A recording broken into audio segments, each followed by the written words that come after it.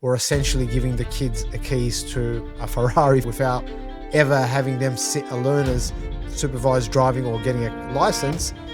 Imagine handing your child a set of keys, but never teaching them the road rules. That is what we are doing with the internet. This week's guest is Craig Ford. He isn't a suit and tie politician. He is a blue-collar tech guy, a professional red teamer who gets paid to find the cracks in the system.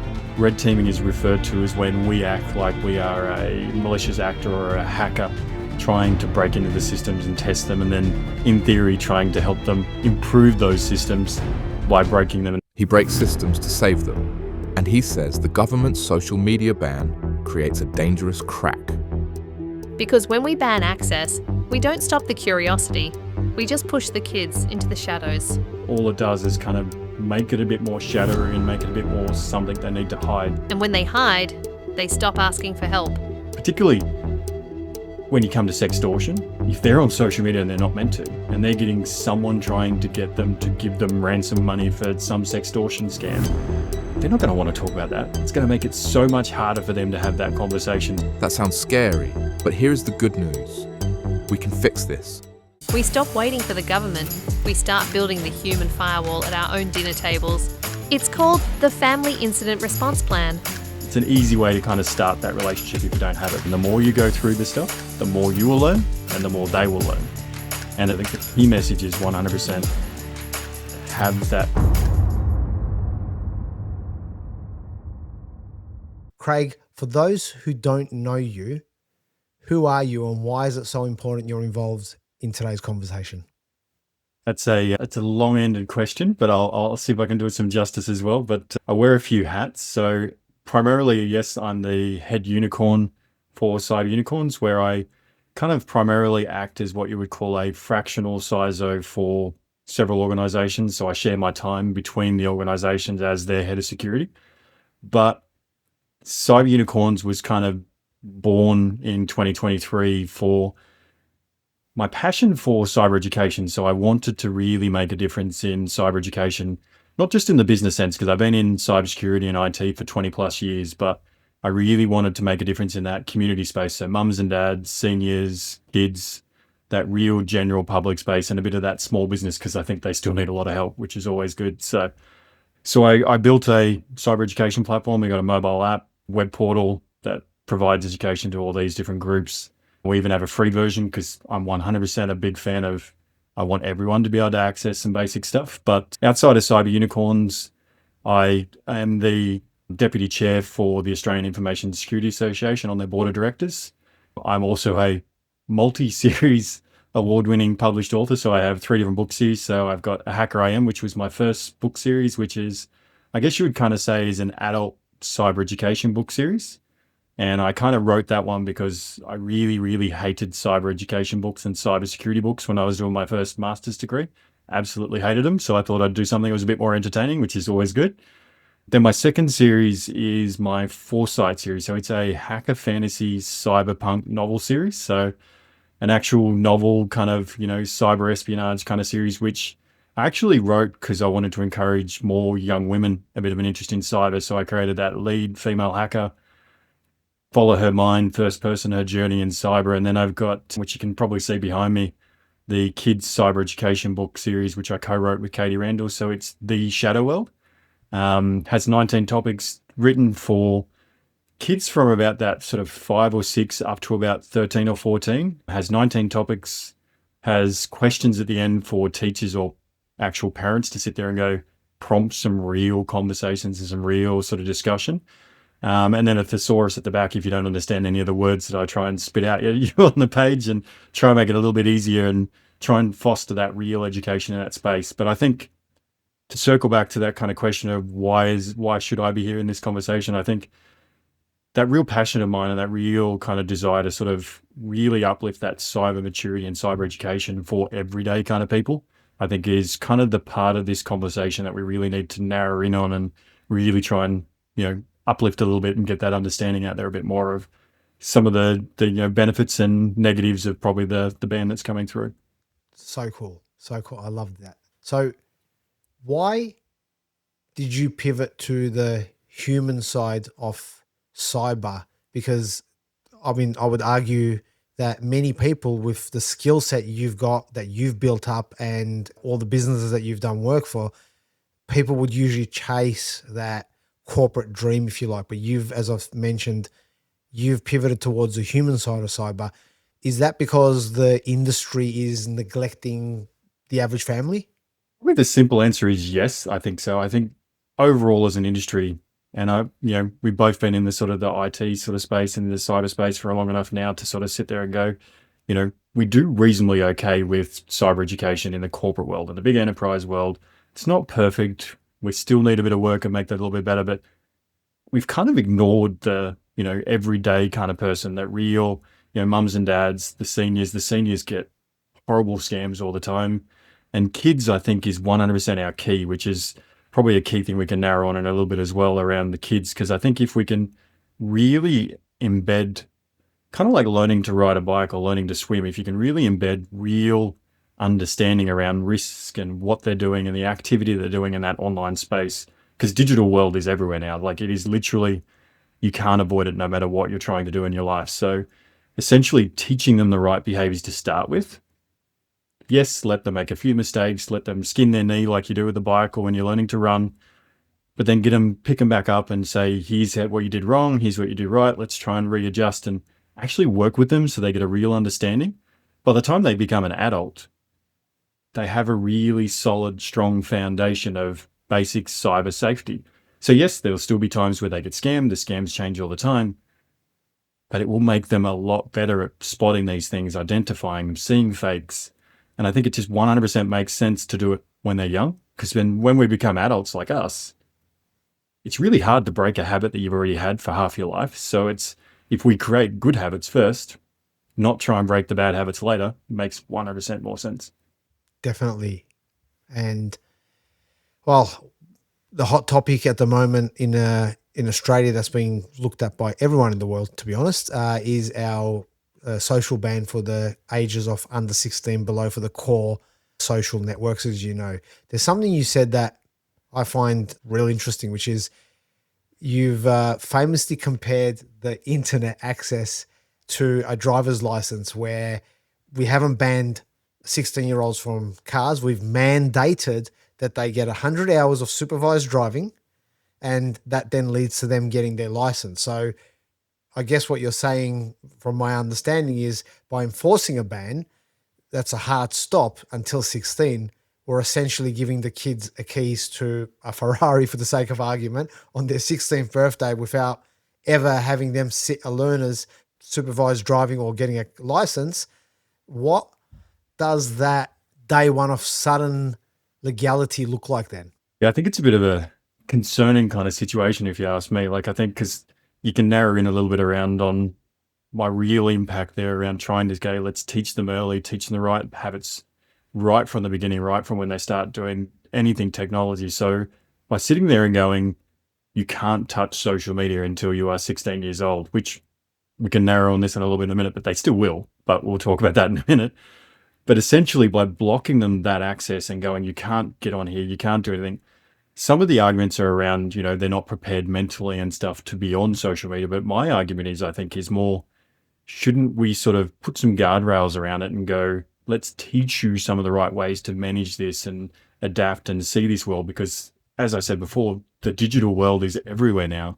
It is part of everyday life. Yes, social media wasn't there when I was growing up as a kid, but we're in a new kind of world now. It is a digital kind of world. So I think by just going, no, you don't have access until 16, is making them almost digitally illiterate in that social media kind of space, because what we call social media now will change and keep changing and keep changing. So what we need to do is really teach them how to navigate this, try and make a healthy kind of relationship with it, not just cut it off and go, you can't use it. I think that is the wrong kind of direction. Definitely agree with that. And if I play the devil's advocate for a second, when it comes to parents who have this is a, best thing ever because it's going to stop the kids from being attacked by these algorithms and so on and so forth. And if someone says that to my daughter, I'll I'll just find them and, do whatever I want. It's a common thing I hear all the time. So is the bigger key issue also not just the children, but us adults? As you said, when we were kids, we were different. You knew where we were because there was 16 bikes parked outside this kid's house. As you said, we're living in the digital world.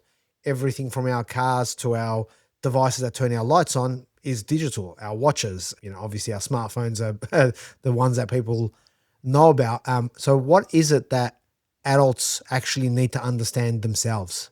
I think probably because I hear a lot of the same kind of conversations. Like it is very much, and that, don't get me wrong, I think there is some positives around what the government is trying to do. And I think trying to find that right approach to really kind of, I wouldn't say block the access, but control and sort of help make it a little bit more manageable. I think what we really need is parents having the ability to put some more guardrails around this access, not just a complete stop. I think it should be, put around curfew options. And I think TikTok recently introduced some of the parental controls where you could put a curfew on a young person's account. So having the ability to go, yes, you're allowed to access this. We're going to put some guardrails. We're going to put a few controls and then manage that together. But I think it needs to be that whole conversation. It's not, as parents, we shouldn't say, no, you can't access completely. I'm a education first kind of guy. I sit there and go, yes, don't give 100% free reign access. That is the wrong idea. Well, you got to find that happy medium in the middle and go, I'm going to work with you together to go, what is a safe way to manage this kind of environment? Yes, you're still going to use it, but let's do the right kind of things together. And what I think is key, not just in the social media side, but online safety and the whole cyberbullying, everything, is really as a parent and child kind of fostering that real open kind of a sort of relationship I have with my kids where I sit there and go, no matter what it is, come to me about it. I might not love what you're going to tell me. It might make me angry on the inside, but this is a safe space for you to go, this is what's happened. I need your help. No judgment, no nothing. Let's just figure this out together. It's easier said than done as a parent to sit there and say that, but to really make a difference, particularly when we're talking things as horrible as sextortion and cyberbullying, you need them to feel that safe kind of place, and parents need to get comfortable in that place. I think by pushing this off and going, we'll put the ban in place, kids will have no access, it's all going to go away. It's not. Bullying was around before social media. Yes, the algorithms favor some more toxic behavior and there is problems there that need to be fixed, but a complete black, no, you can't do it, there's no access, isn't really the right way. I think we need to go use the pressure that they've got and the ability that the influence they've got and go, give us real parental controls, actually do real work on controlling that algorithm, particularly for those identified accounts that are for younger kids, and actually make it a little bit more manageable for parents. I know a lot of parents sit there and go, but I don't feel comfortable saying they can't use things. You have to be a parent. It's uncomfortable sometimes. Sometimes you just have to sit there and go, I'm sorry, but the answer is no. Have a meltdown if you need to have a meltdown, but let's put some real, you're a parent, you need to put some guardrails, you need to put some controls and, try and manage it the best we can. But I think education and better parental control is 100% the key. I think the ban will just kind of push it into the shadows, if that makes sense. Shadows is where it's going to go, because I've already had conversations with high school students. I do some like cyber careers days and things with a few of the education departments and a few other sort of industry bodies. And literally the conversations are all the same. If you go back and look at the mobile phone ban that you see that came up in schools probably 12 months or so ago, literally kids take burner phones. They lock away the burner phones. They still have other phones that they can sit there and they share with their friends and they're still on these platforms. So 100%, you might get 20 or 30% of these teenagers that will comply. The rest is just going to go, how do I get around this? And the biggest problem in that is we've just taken the ability for them to have an open conversation with us because they're now doing the wrong thing. Yeah. And that's going to make it so much harder to get them to be open and have a real conversation around it, particularly when you come to sextortion. If they're on social media and they're not meant to, and they're getting someone trying to get them to give them ransom money for some sextortion scam, they're not going to want to talk about that. It's going to make it so much harder for them to have that conversation. So yeah, 1%, there's huge issues. I think we can go down a few rabbit holes probably. Thank you for, giving all that informative information, because as you said, sextortion is on the rise, and things like bullying has spread to all these different platforms that's following the child in their bedrooms, their bed, in the bathroom, wherever it is. And creating that safe space, I wholeheartedly agree, has to be number one above everything. To say non-judgmental, very hard. I get Very that. hard. Yes. I'm a parent myself. I deal with this every day, and have that no and then okay attitude that comes in that follows it. But if you don't have number one above everything, that safe space, I agree, that's definitely a really bad spot for any teenager or tween, because we've seen the consequences of that over the last year, of many, even in Australia, young men commit suicide, young women for that matter. And I also understand that it's hard for a parent to understand and wrap their heads around. I also understand that, and there's a lot of education out there, and like what you give out for free to people to read, to listen on these platforms. And, I think that's the key that every parent should go into. But as you said, one of the bigger battles now, though, is that the government's main argument, or Minister Wells, is that social media algorithms is basically super addictive and kids can't handle them. So you also write in the Foresight novel, where the hero is a teenage female hacker. From getting inside the heads of your readers, does telling a teenager this is forbidden actually work, or does it drive behavior underground where we can't see it? The easiest way to kind of demonstrate the picture, I think, is kind of like that red flag to a bull. I think it's literally it's like, when you see organizations come out there and say our platform is unbreakable, and it's like waving the red flag at hackers, right? Like, it's literally going, we're unbreakable, you can't beat our system. It's so super secure, you're never going to get in. And like, within a couple of weeks, they're in. Like, it's that same kind of scenario, right? Like, if you sit there and go, you're not going to do this, this is the law, bang, you're not doing it, they're so going to do it. Maybe the next generation after the current one, we might get a little bit better impact because they've never touched it before. So we may get a little bit better compliance rate. But the problem with it is literally they're blocking social media. So half the problems that they have is not actually on social media. Like, they're on the encrypted chat platforms, they're on all the other, gaming platforms, in the chat messages. That's where half the cyberbullying happens. That's where half the sextortion stuff happens. I'm like, we're just putting this little band-aid on a piece of the problem, which is a problem in itself, if you ask me. Like, I think we need to look at that overarching kind of approach. Like, I really think all it does is kind of make it a bit more shadowy and make it a bit more something they need to hide. So literally, yeah, I don't think there is a simple answer to actually solve the problem. And I have conversation with parents and stuff around this and going, we don't know what to do. And my general answer to that, like, even with your point before, like, they don't know all the different platforms. They don't know all the different things that the kids use. I'm in it for a living and I don't know them all. The point is, we don't need to. You sit there and go, if you set up that safe space that we were talking about before, and you sit there and go, have open conversations, actually ask them the things that they use, sit there and have real conversations, try and be as least judgmental about some of the things that they do, to try and make it safe and open to have that real conversation. But if you can have that and go, what are you using? Then you can go and do a bit of research and find out what it is. You don't have to have all the answers, but just having that real kind of open conversation about what they're doing, where they're going, what kind of activities. Because if you look at even, say, sextortion is one of the biggest problems we have at the moment with cyberbullying.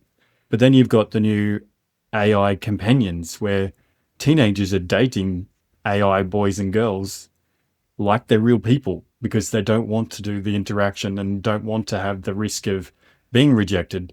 And there's even been horrible instances where kids have committed suicide because they've said things that they didn't like.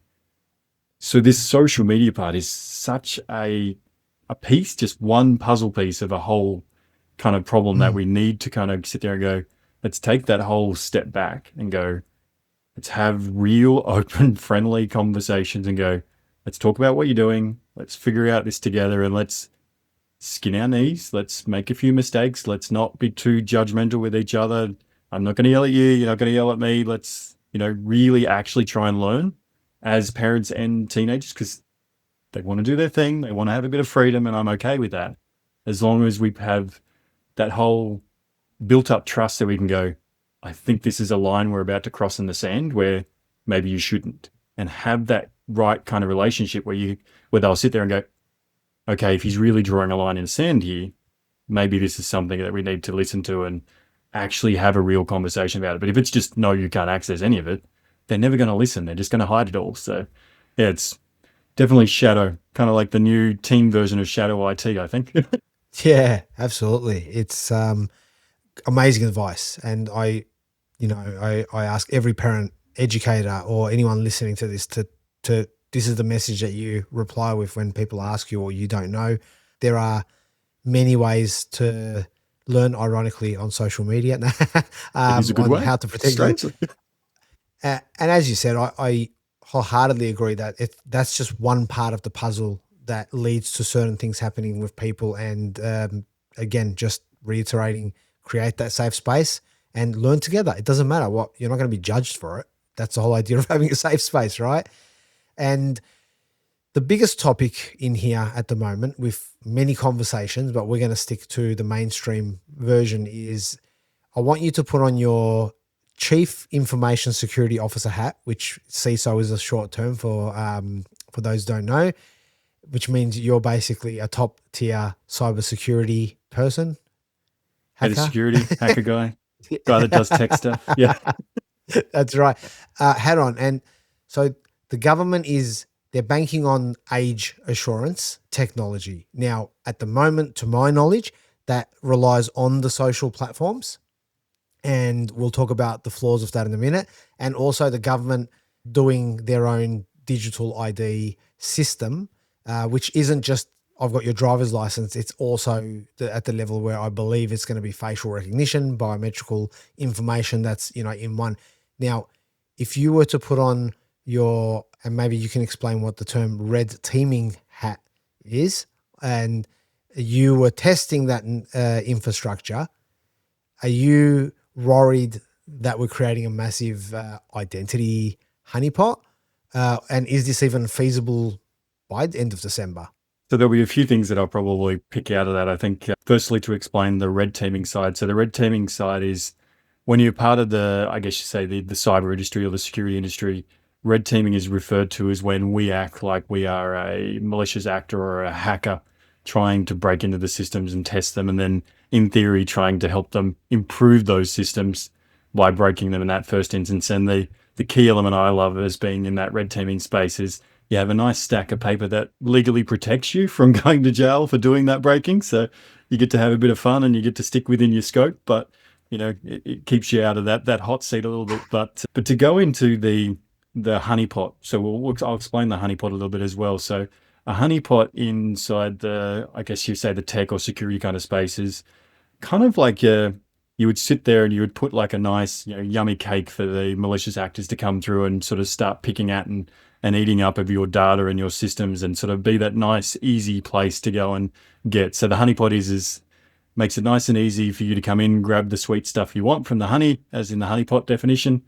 And then essentially we get to record that and sort of find out what you're doing and what you're going to. So it's an easy way to steer you to the things we want you to see as a malicious actor and keep you away from the things we actually are trying to protect, and us learn at the same time. So that's essentially a honeypot. But the idea of kind of that digital ID, I would be very, very, very doubtful that any of the platforms or any of the security that is currently in place with any of these digital platforms would be secure enough to make sure that is unhackable. And there's a red flag just there for the bulls, probably. You're going that we wouldn't be completely securable. I think there would be a huge risk, a huge honeypot for everyone to go, oh, I'm going to come and get all of that data, because it would be a treasure trove for any of those malicious actors that are out there just sort of want to steal that data and use it against us. So I think firstly, I think it's a huge risk. I see some benefits of trying to make it so that the government, if we can trust the provider of whoever that is to keep it secure, to kind of make that one single platform that we could use to kind of make it everyone authenticate and validate who you are. So I do see some value in being able to validate you as an individual. I think to make it really work, we would need to get away from that whole kind of the I guess you would say the antique kind of classic way of kind of you take ID, you get a photocopy of it, you store it, and you keep it forever.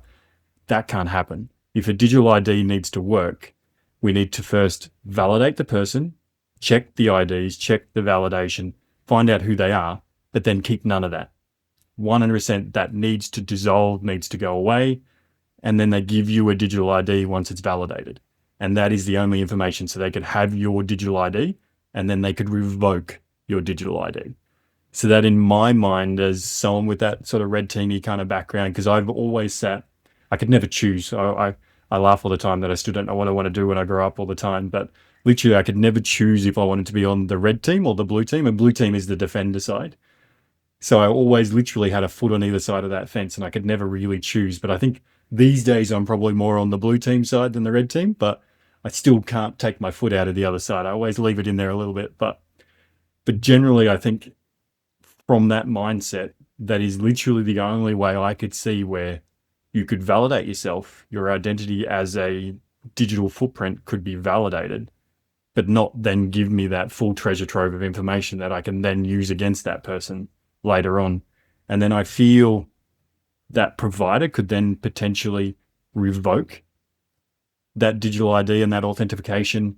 And that would be much simpler because all you're losing is that one token authentication, and then that's gone, it's gone. You could issue a new one. You could go through probably a painful process to get validated, but I think that would be still better than having all of the data stored in a profile or a database file of your particular self with your, God help us if it had, Medicare numbers, license numbers, birth certificates and addresses and everything else.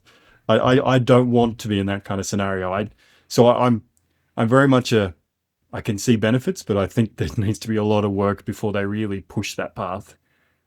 100%. And then I think if we drive down that rabbit hole we mentioned of the social media platforms doing that validation with the giving them biometric information on all of us that they're going to store and validate, I think is a little concerning. I would like to probably have long conversations with, Meta and YouTube and all of the other platforms of what they're going to do with that kind of data and how they're going to get rid of that as soon as it's been validated, and do that same thing of making sure it's an authentication and going, yes, it's real.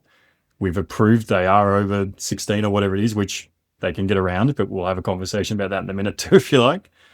But actually just going, yes, it's been done, lose the data. We should not keep that data, because that is the part that the hackers will want.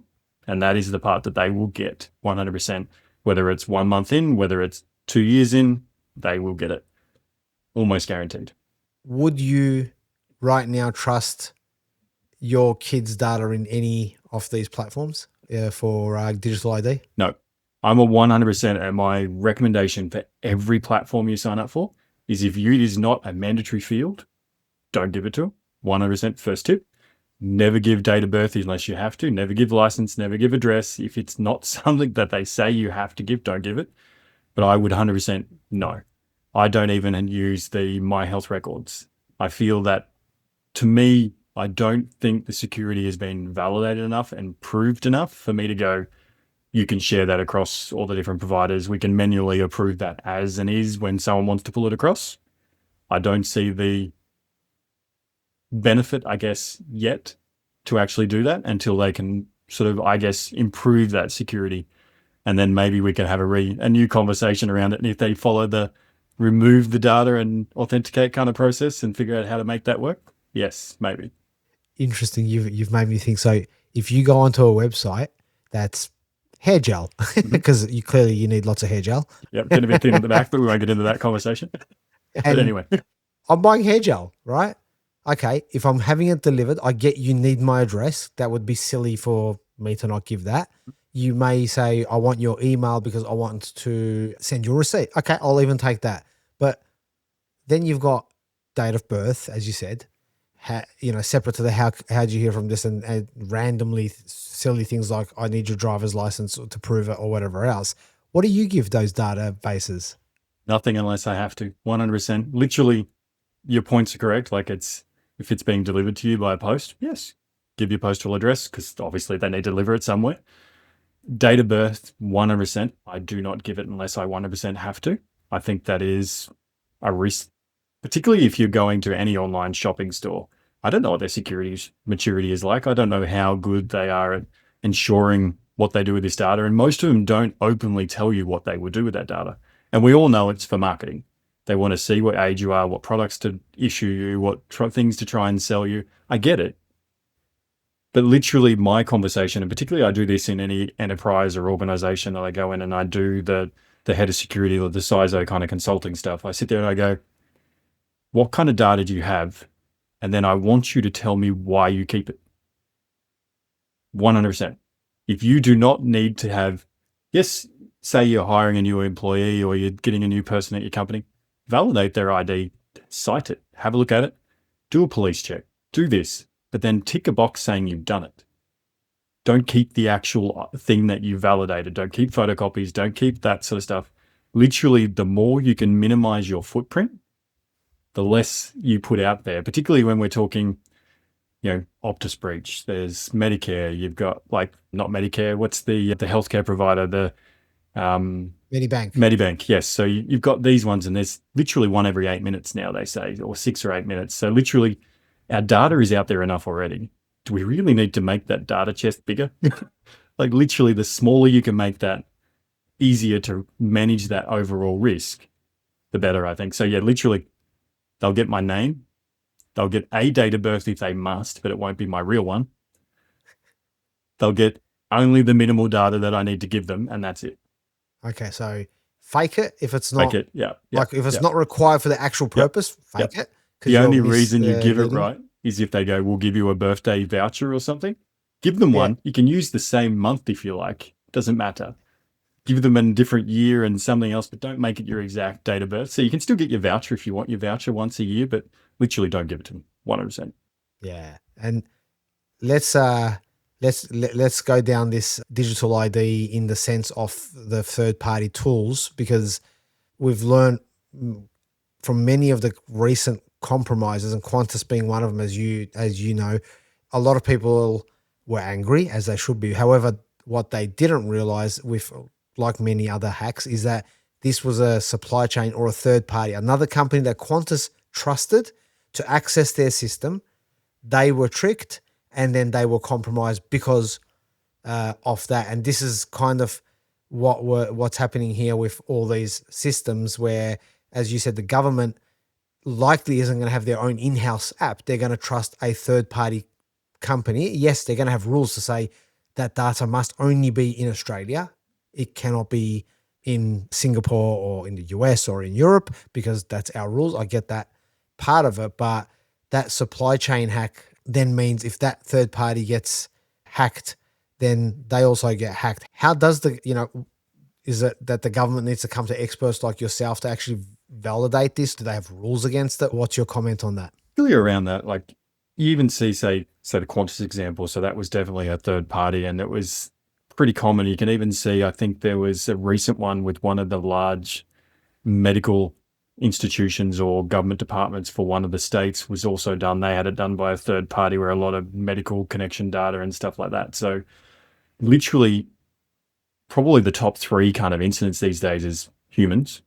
So it's something that human was scammed, either phishing, social engineering, something like that. Third parties would have to be second or third.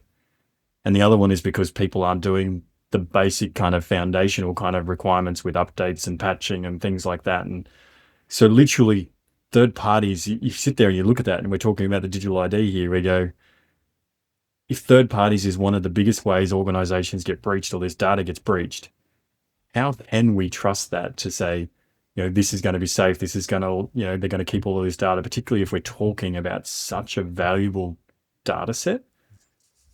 That is such a big target. And I don't care what anyone says, that is literally from the day it is told, or even partially said some breadcrumbs of who that might be that provides that service. they're going to be under attack 100% straight from the start. So I think, they do pen tests, they do testing, organizations, they all do the same thing. And I think that's pretty common, but I really don't see that there's a way that they can really justify and sort of sit there and go, this is never going to happen.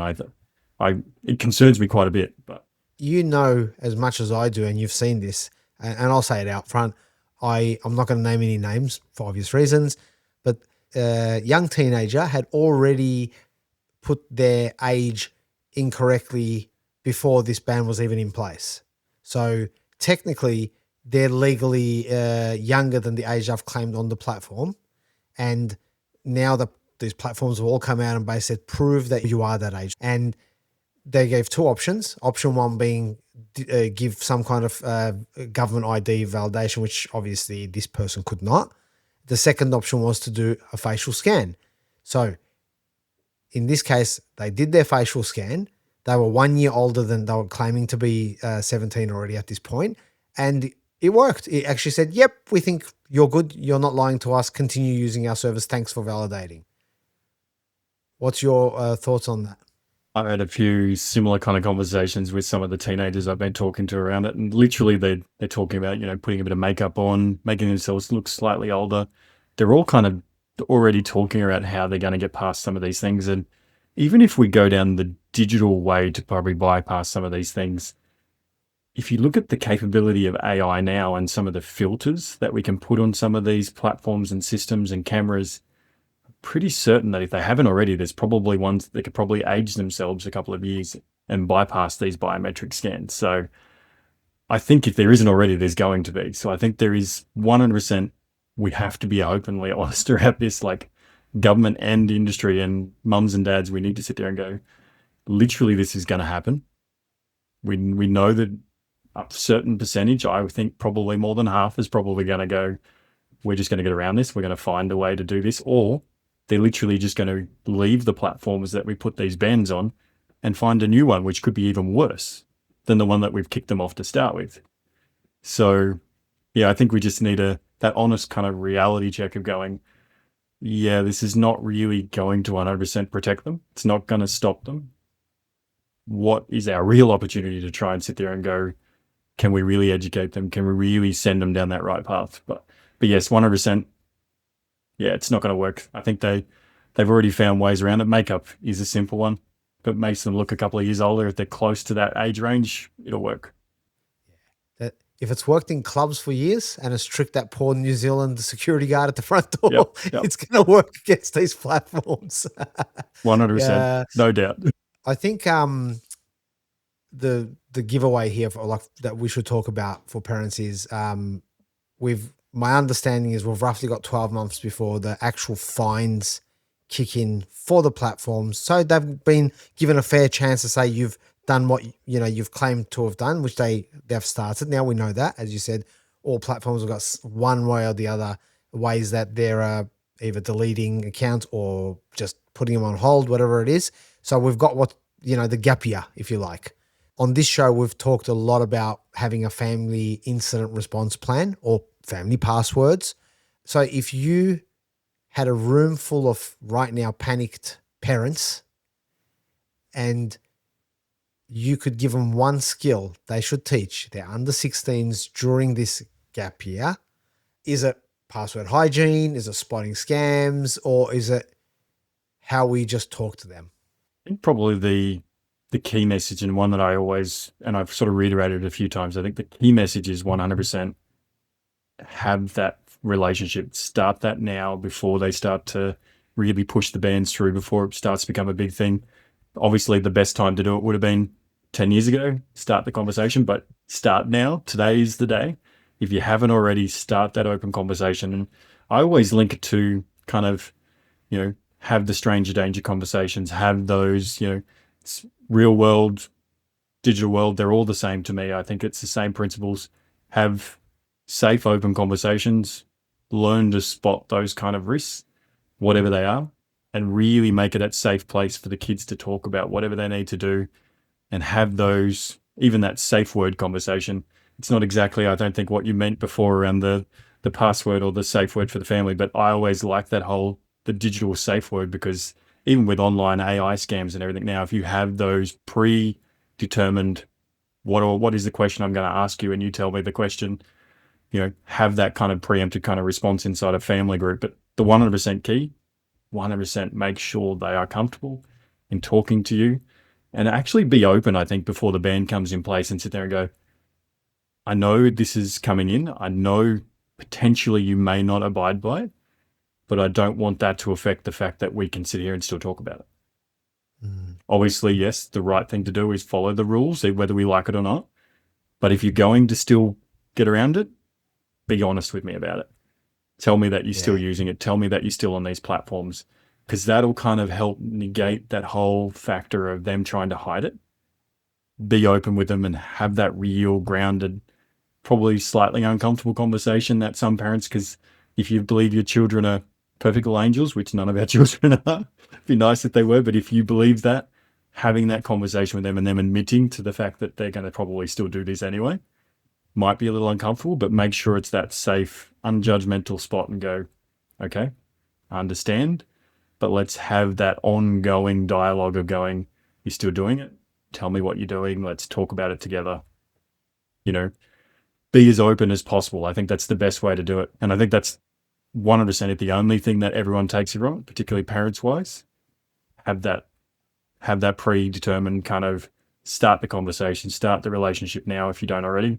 Make sure that you can still talk about it, and let them admit that they're probably still not going to follow those rules. So, yeah, I think that's definitely 100% the right approach, as we've said multiple times, because the last thing that anyone wants is that their child has illegally been on these platforms now when they shouldn't have been on it, because they're kids, they don't get consequences, or they don't have the maturity, and they are then suddenly caught up in a sextortion, bullying, whatever it is. Now they're scared to talk to you because they shouldn't have been on the platforms in the first place. So this is the reason why they should absolutely have this conversation now, build that trust now. That's very well said. I absolutely agree with that.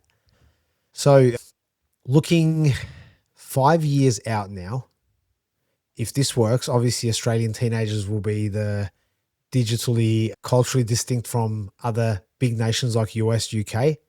But everyone is looking, because they, a lot of European countries, I think there's already been 1 or 2 countries that have said they're doing this. They will follow suit. So they're watching whether it works or not. As a test case with lucky us. Yeah, that's right. We're the guinea pigs, aren't we? Yeah. But in your book, The Shadow World, you look at the digital future. Does a digitally isolated Australia produce safer kids, or does it produce a generation that is cyber naive, as you mentioned, and unprepared for the global workforce? I think definitely the second one. I think not to put down what the government is trying to do. I think what they're trying to do to keep the kids safe is a good thing. I think At least they have the right intentions, I believe, around what they're trying to do with the online safety. But I think having that huge gap, and I know there's been some arguments around psychology arguments and stuff around waiting till kids are more mature and pulling around the algorithms. The algorithms is a completely separate conversation, I believe, to the social media ban and their argument of why they've tried to keep kids off these platforms. So they're saying, the argument is around cyberbullying, sextortion, keeping them safe. 100% this will not work for that. Yep. The ban will keep them away from the algorithm, but I feel the better approach would have been to kind of do the education and force those platforms to make those algorithms a little bit more friendly for those younger accounts. I know they're a business. They're trying to make money. They're trying to do the marketing. I get it. It's a business, but if they could make those organizations be a little bit more kid-friendly for those at least identified accounts and put parental controls, that would have been much better. But to go back to your actual question, I do think it's going to be a bit of a problem. I think by the time because literally if it works and we do get, let's say 70 or 80% of the teenage population that actually adhere to these rules, there'll still be some outliers, yes, potentially, even if it works. I would feel by the time they get to that 16, it is literally that whole, you teach them to ride a bike, you teach them to, run, you teach them to walk, and you teach them to learn to drive that car, right? If we literally just go, boom, 16 now, go for it, it's kind of taken away all some of those digital skills that we could have taught them to start with. They'll have preconceived ideas of what's safe. They will probably have learnt what is safe in the real world if we get them off the platforms, which I don't think we ever will. I think the platforms will just keep changing what they're on. So these bad behaviors we're trying to get off from social media will move to gaming kind of platforms, or will move to online other chat platforms. So I think the problem will just move. So I don't think this will get rid of the problem. It's just going to move it to another spot, another platform, maybe a less regulated platform, which is probably the concerning part. But literally, there will be that gap. And to that argument around trying to teach them early those right behaviors so we're not breaking the bad behaviors later, or the bad ways we're doing things, is going to be a lot harder when they're 16, because they won't have any clue about the social media if they weren't actually on it. And then we've got to try and break those bad habits and try and do that reverse scheme. So I think in 5 years, it could be, if it works, could be concerning when that next generation does move up to it. But I think probably for me, I say as an industry and as a community, we should not stop our education, not stop the proactive approach that we've been doing anyway, and kind of just go on like the ban never existed, if that makes sense. Still continue the process, still continue. We are teaching them the right way to use some of these things so that when the floodgates are opened and that damn wall is broken, it's literally not going to be a complete tsunami and a mess that we're going to have to clean up then. Because I still think 16, yes, they might be slightly older, but I know as a 16-year-old boy, I was not mature. It's not really personally going to make too much of a difference for me, whether it's from 13 to 16, because that's when they're changing it. You kind of technically can't create an account until you're about 13 now anyway. So is the 3 years really going to get them that much benefit? I think in 12 months, we may be having a conversation where they're circling back around and maybe looking more at, let's do real parental controls. Let's look at the algorithm and let's refocus a bit. But yeah, time will tell. Agreed. And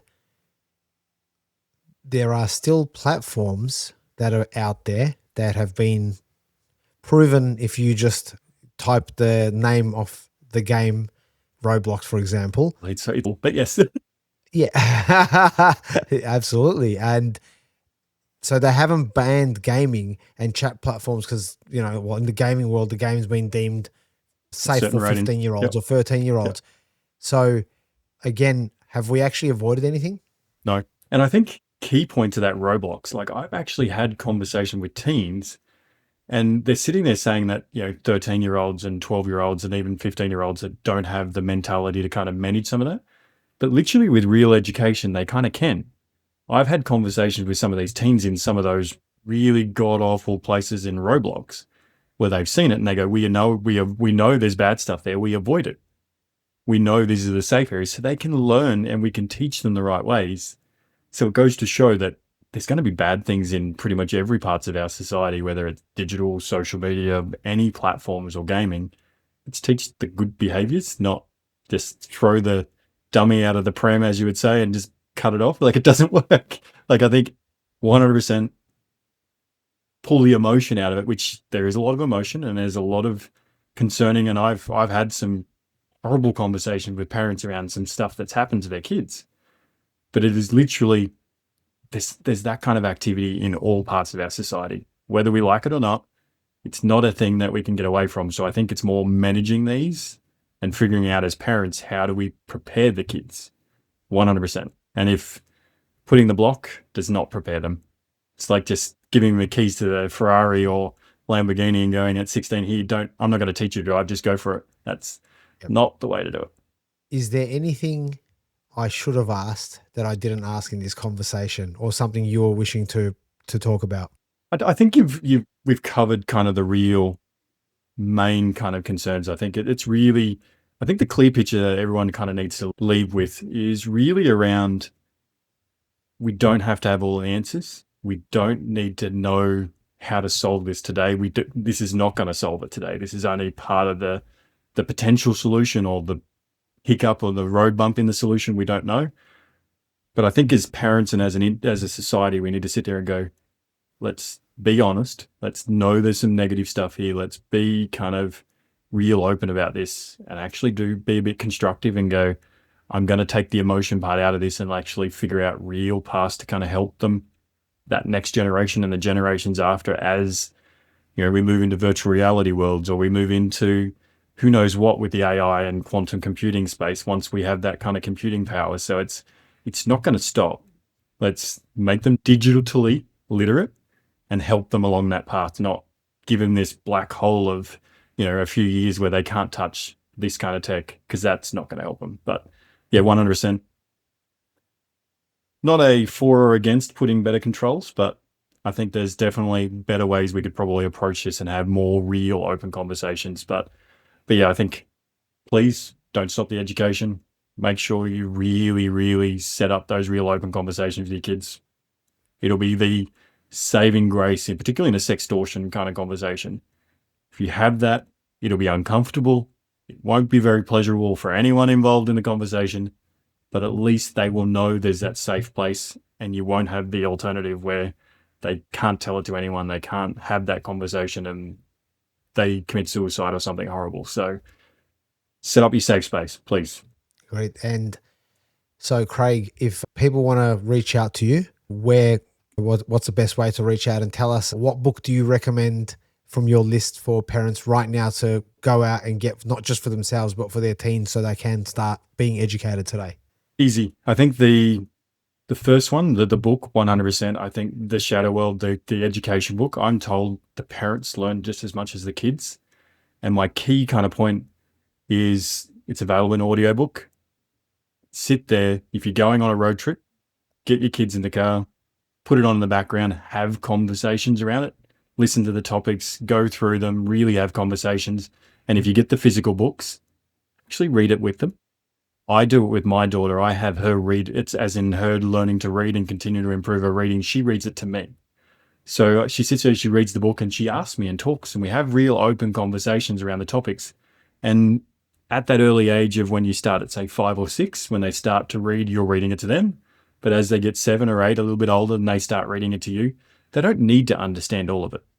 That is not the key. There will be pieces they'll pick up, the pieces they'll remember, but they'll have the conversations. And the more you go through the stuff, the more you will learn and the more they will learn. And it sets up that easy way to set up that safe place of having those conversations, because as a parent, you don't know how to have them, right? So you literally got to sit there and go, it's an easy way to kind of start that relationship if you don't have it. But The Shadow World, 100%. But if you've got an older teenager, get them the Foresight novel series. So the first hacker fantasy book. It actually, as an educator, I've got some hidden lessons for the kids and the teens and stuff as they read it inside. They won't know they're learning it, but they are. And it's based in real world, kind of my red teaming and blue teaming kind of background. So it's grounded in reality with a little bit of Hollywood flair, so a bit more fun, but they will actually learn things from it. So either way, however we can get them to educate is the perfect way to do it. So I think 100%, younger kids, adults having the conversation together, get The Shadow World. If you just want to give it as a present to a teenager, get the novel. 100% they'll love it. But you can get it from cyberunicorns.com.au or any of your favorite bookstores. They all can carry it. If they don't have it in, they can definitely get it. But if you have any questions, I'm weirdly really easy to find as a cybersecurity guy and an ethical hacker. If you Google me, you can find me. But literally, I'm happy to talk about these kind of things and have an open conversation. So I think it is literally around education. So if you have a question, ask me.